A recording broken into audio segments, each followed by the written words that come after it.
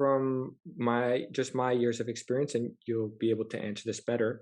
But if you're really putting in, the effort required, you're executing things properly, all that good stuff. Is 6 day? Have you seen personally, as a coach who's coached hundreds of athletes, and I'm curious for myself, but have you seen someone really thrive on 6 days per week training as someone in the natural bodybuilding world? I know there's some that do, but I'm curious what you have to say.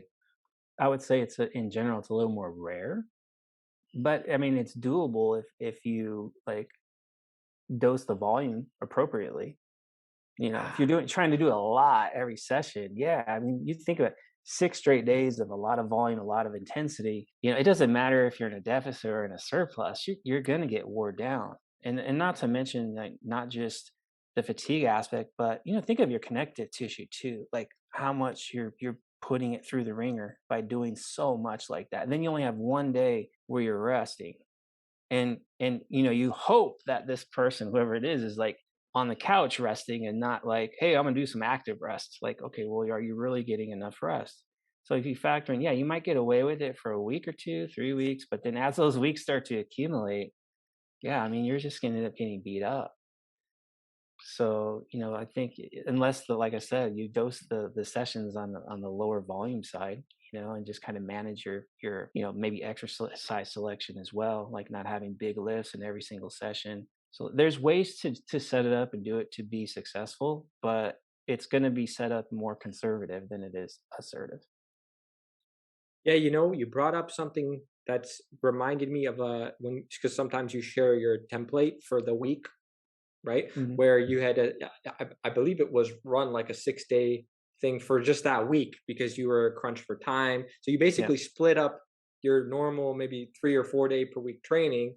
As an, you could correct me if I'm wrong here, and you split it over 6 sessions, but it was the exact same kind of volume, or Yeah. within the range, we'll say, as you would normally do, just over 6 days, right? Yeah. It Because would of be the like time thing. something like 4 exercises per select per session. Now we're going to downsize it to 2 or 3. And you just spread it, you're spreading the same amount of volume across the entire week.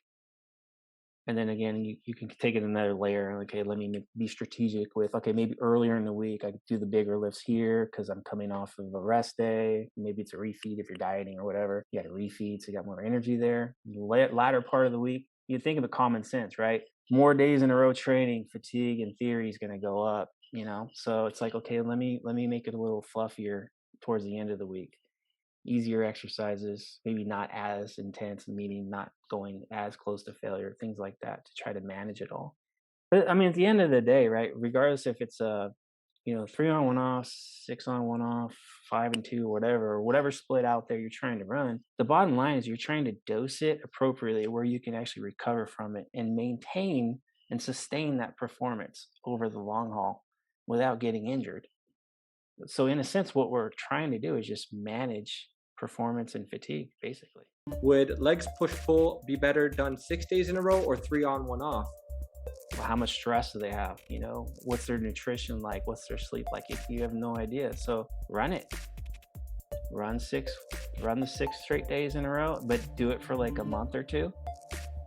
Take notes on it all, and then